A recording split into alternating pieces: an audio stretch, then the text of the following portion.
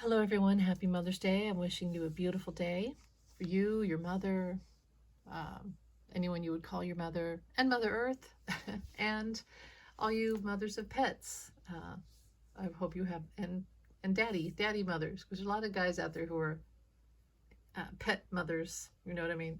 Uh, so happy Mother's Day to you. Okay. So politics. I want to talk about politics real quick.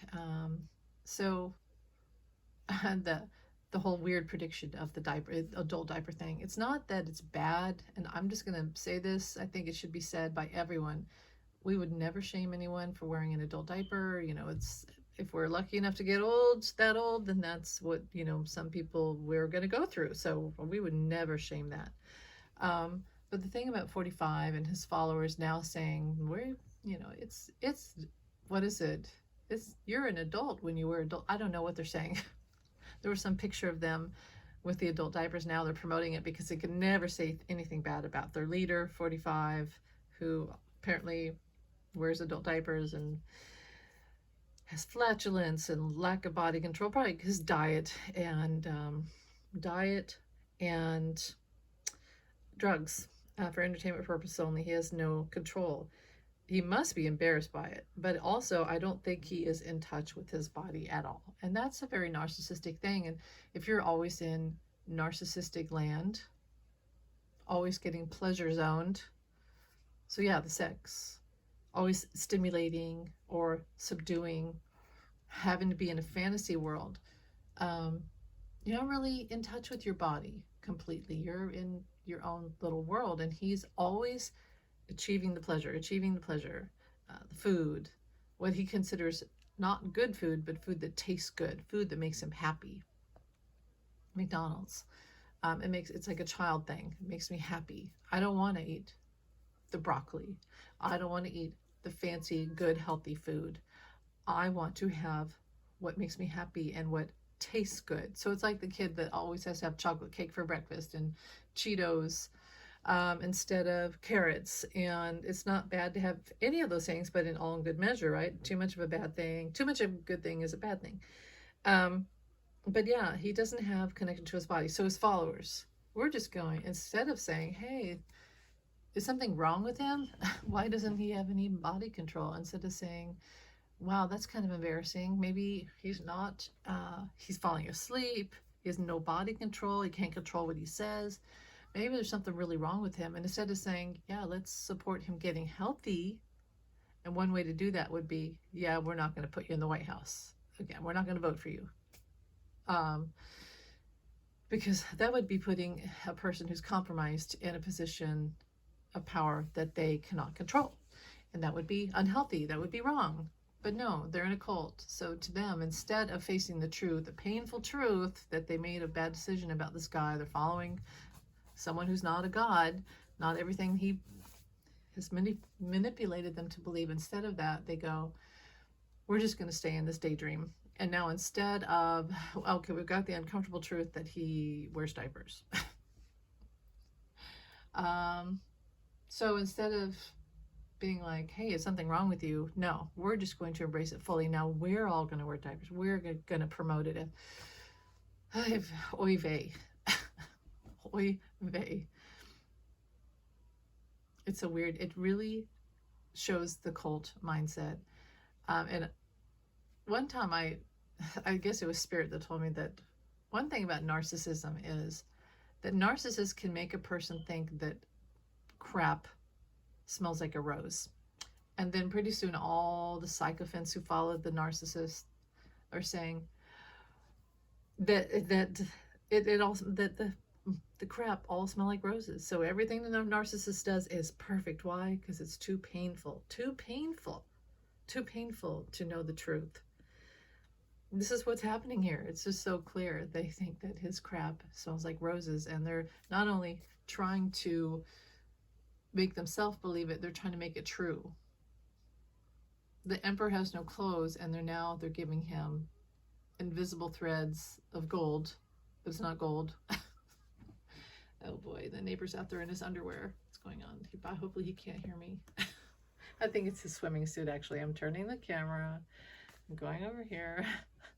This is why it's hard for me to make videos. Okay.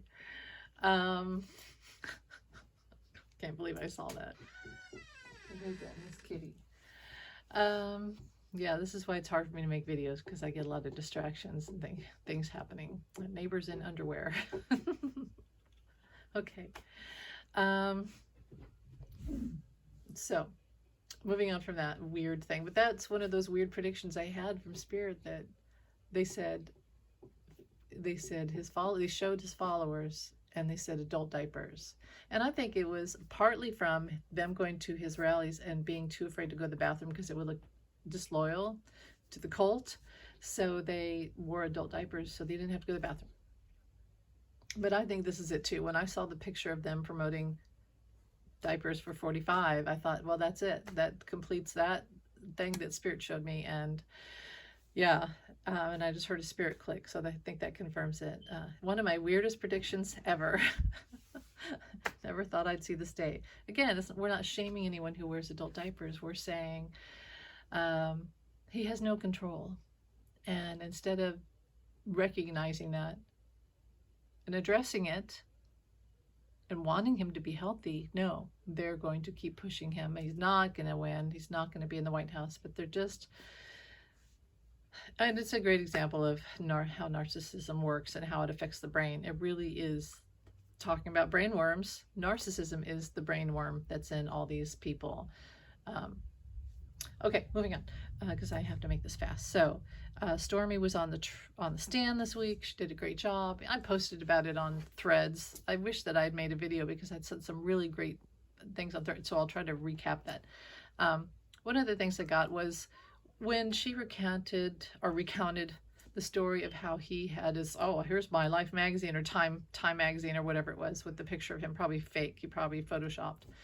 And here he is, he's on the bed in his friggin' underwear. And she just went there to eat lunch. She thought she was going to meet this guy, you know, this well-known financial magnate, and they were going to have lunch, and she was going to get a job, a role on the show The Apprentice, and maybe like he'd help her get a nice apartment, yada yada, all that stuff. And yes, she's an opportunist, but that doesn't mean she went there to have sex. And she did not go there to have sex, and this was coercion, and he abused his power over her.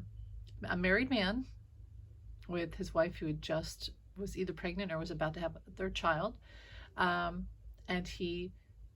it's like Giuliani. When Giuliani was on the bed in Borat, I made a video about this, and that's the neighbors. I gotta hurry because my battery's gonna run out. Okay, so Borat. It's like Giuliani. It's the same exact thing, and I'd say that pattern of behavior is very dominant with them. And yeah, they think that they can get women to do things for them without paying them. He was never going to pay her. He wasn't going to pay her for it. And he apparently, I could be wrong about that. And then he wasn't going to pay her the money for the catch and kill scheme, and said, oh, well, we'll just say we'll do it. And then after the election, and when I get elected, we'll just never pay her and just make her disappear. And then they threatened her and all that stuff. So here's the thing. She comes out of the bathroom, and the magazine thing. And she rolled it up and said, do you want me to spank you with it? Or he handed it to her, and then she spanked him with it, whatever. She's just playing. When she recounted that in court, he lost his mind, and he started to yell out as obscenities. And the thing is, you know how he was asleep and will be asleep through all the other testimony that he didn't want to hear, that was boring. This one he listened to. Why? Because it was about sex. It was about sex, and it was about a woman, and it was about he is very egocentric. So he was okay with it when she was saying that he's doing all this creepy stuff in his underwear, the whole setup. Bring her up to my room, the whole setup. Very Einsteinish, or Epstein, and very Giuliani-ish, right? It's the whole thing. Bring her up to my room. Another victim. Another day, another victim. And when you're a star, they let you do it. So when she said she would spank him, that's when she's saying, I had the power. I took the power into my hands. And that's when he got mad on the stand, because rapists don't like that. Rapists don't like everyone to know that they lost power. Um, yeah. So I thought that was interesting. The other thing that he did, he had Jeanine Pirro from Fox News and someone else in the court. Why? Because he was telling them what to say. And two, it was to show the jurors that he was a man in high places and you don't mess with him. You don't ruin his career. You don't want to hurt his career. That's what they say about a lot of men who are accused of rape. They bring up his career.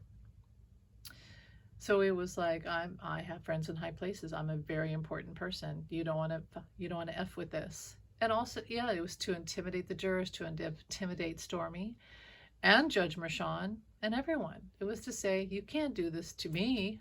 Look at all these people who support people and news, people who are political figures.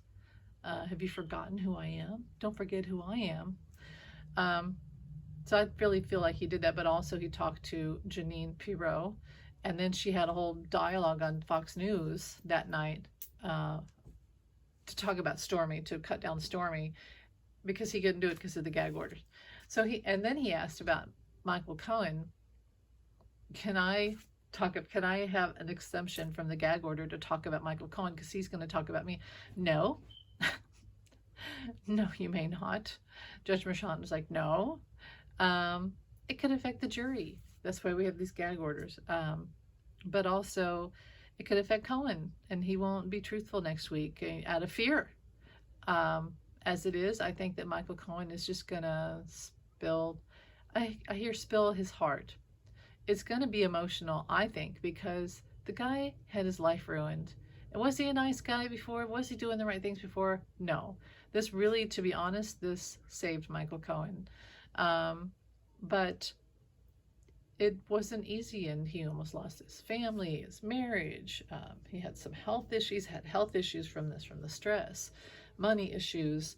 He went to jail, experienced jail, all for the guy for 45, and 45 is still out there. Very painful. And he's going to tell some things that we haven't heard before.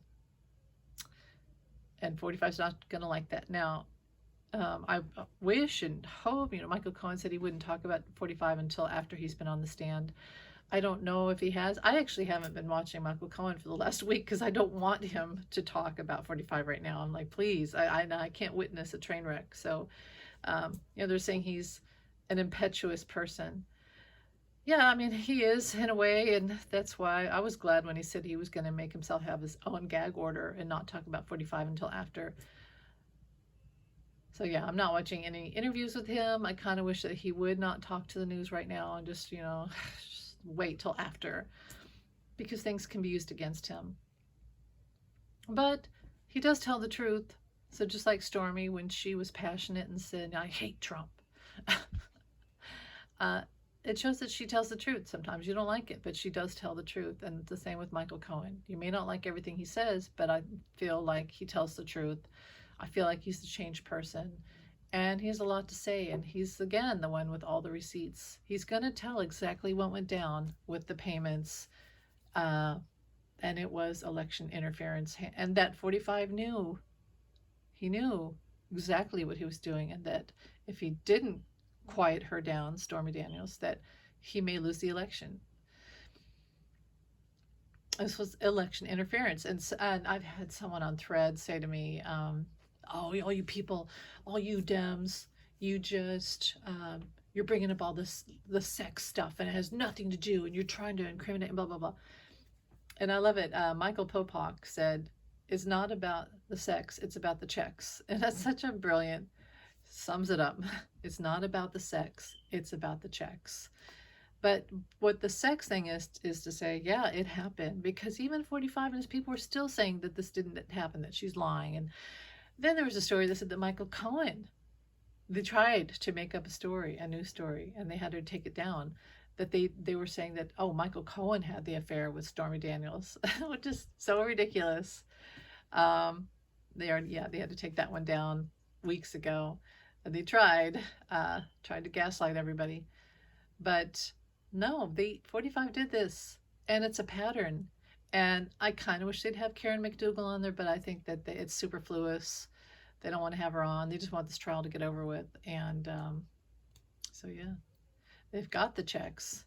And now they have Michael Cohen, and it's going to be unpleasant for 45. And he's really going to be up there and tell the truth. And sometimes we may not like what we hear from Michael Cohen, but it's going to clarify and it's going to put the puzzle pieces together.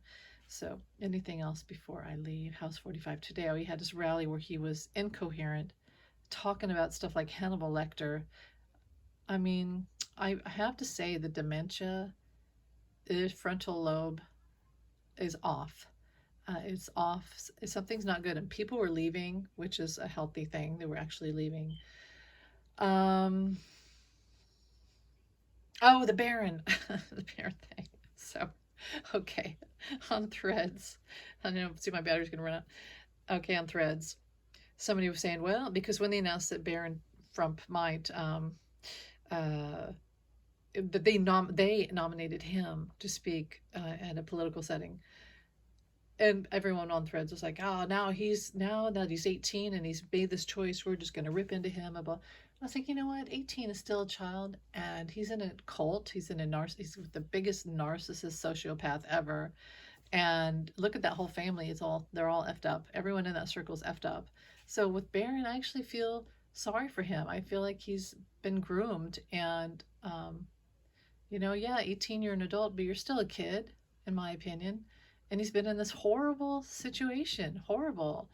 I feel bad for him.